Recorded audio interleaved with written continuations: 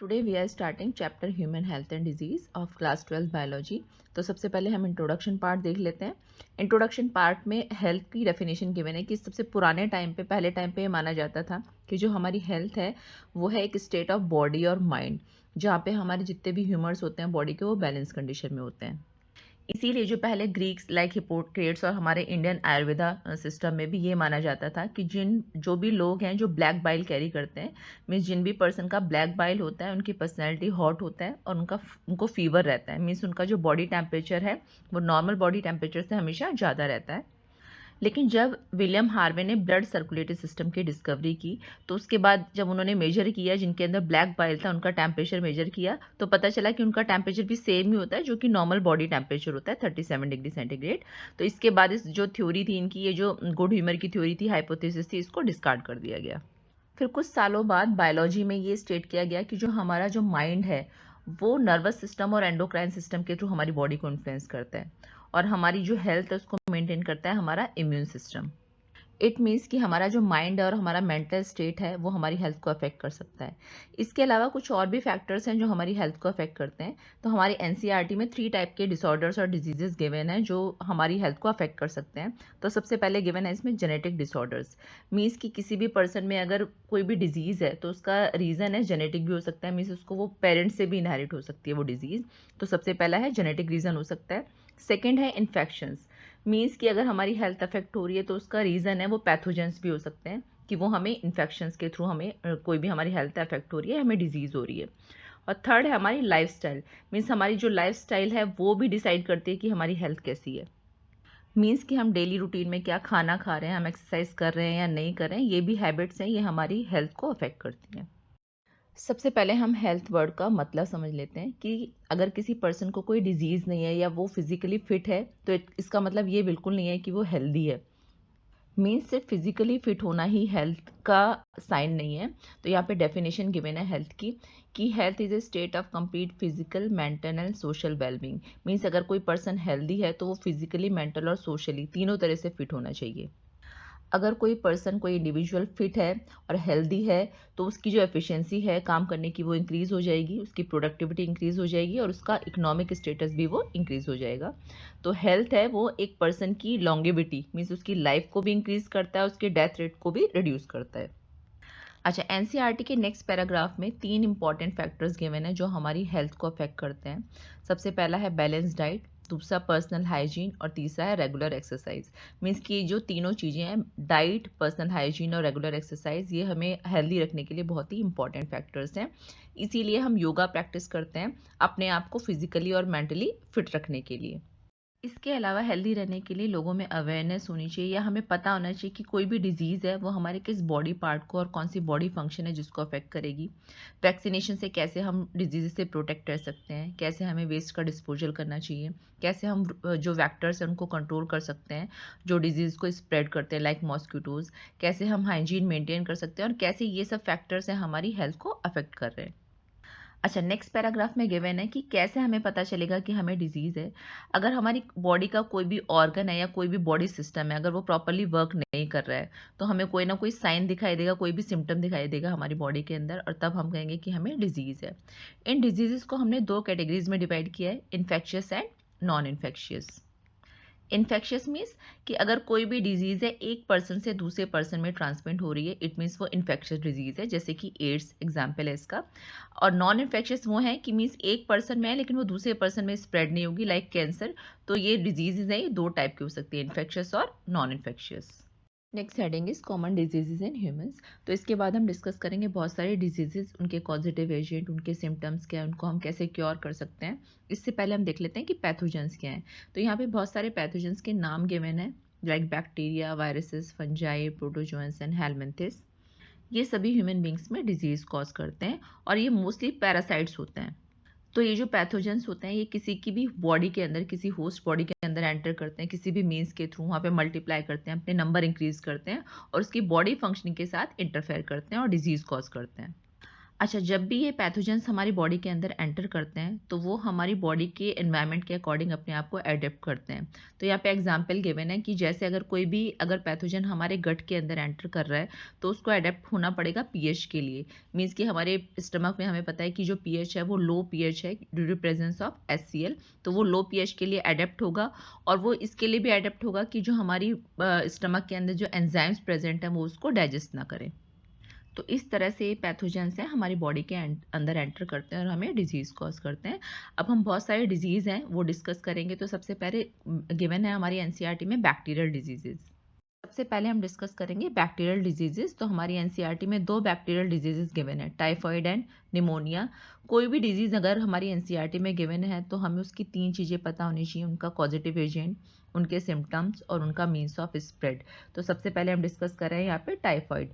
Typhoid का जो causative agent है वो है एक बैक्टीरिया साल्मोनेला टाइफी। ये सबसे पहले इन्फेक्ट करता है हमारे स्मॉल इंटेस्टाइन को और उसके बाद ब्लड के थ्रू ये हमारे डिफरेंट बॉडी ऑर्गन्स में भी स्प्रेड हो जाता है। अच्छा, अब हम इसका मीन्स ऑफ स्प्रेड देख लेते हैं। मीन्स ये कैसे स्प्रेड होती है। तो ये जो डिजीज है ये स्प्रेड होती है by contaminated food and water. अच्छा, अब इसका थर्ड पॉइंट है सिम्टम्स। तो सिम्टम्स गिवन है हमारी एनसीईआरटी में high fever, weakness, stomach pain, constipation, headache, loss of appetite. तो ये कुछ सिम्टम्स हैं इस डिजीज के। और सीवियर केसेस में इंटेस्टाइनल परफोरेशन मीन्स इंटेस्टाइन में पोर्स क्रिएट हो सकते हैं और डेथ भी हो सकती है। इस डिजीज को कंफर्म करने के लिए एक टेस्ट होता है विडाल टेस्ट। इसके बाद एक क्लासिकल केस गिवन है एक लेडी का जिसका नाम था मैरी मेलन और टाइफाइड मैरी। ये जो लेडी थी ये बाय प्रोफेशन ये कुक थी और इसने बहुत सालों तक टाइफाइड जो डिजीज थी उसको स्प्रेड किया through the food she prepare. जो भी वो फूड कुक करती थी उसके थ्रू उसने इस डिजीज को स्प्रेड किया बहुत लोगों में। नेक्स्ट जो बैक्टीरियल डिजीज हमारी एनसीईआरटी में गिवन है वो है निमोनिया। निमोनिया का पॉजिटिव एजेंट है Streptococcus pneumoniae and Haemophilus influenza. Pneumonia का जो पैथोजन है वो सबसे पहले इन्फेक्ट करता है हमारी एल्वेलाई को।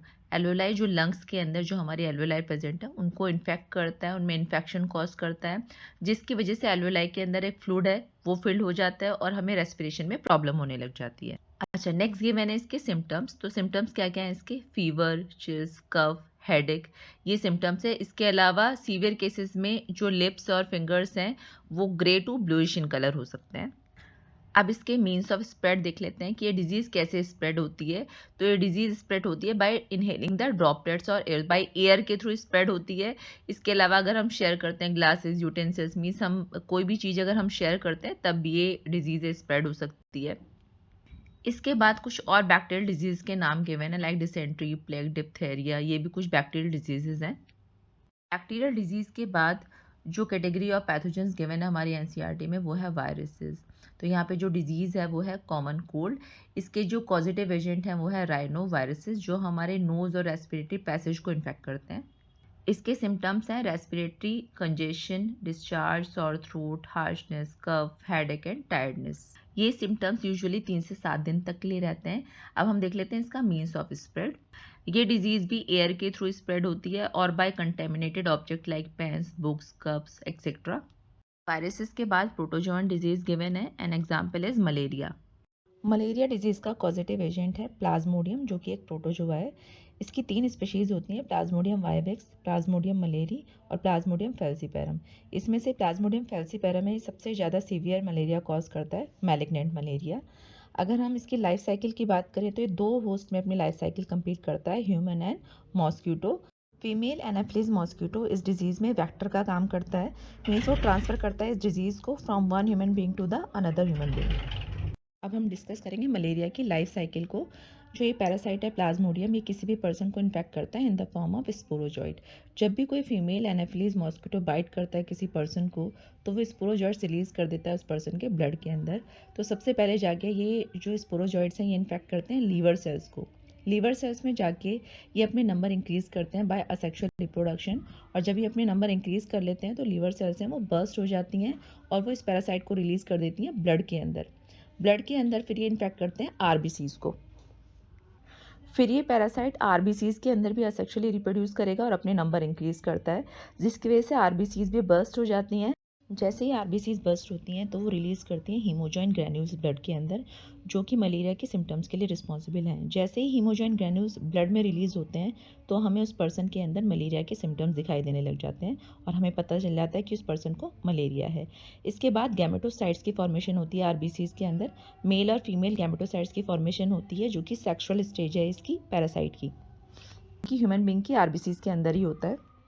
इस स्टेज के बाद जब भी कोई मॉस्किटो ऐसे पर्सन को बाइट करता है, तो जब भी वो उसके ब्लड को सक करता है तो उसके अंदर वो गैमेटोसाइट्स है वो उस मॉस्किटो के अंदर चली जाती हैं और उसके आगे का जो डेवलपमेंट है वो मॉस्किटो के अंदर होता है।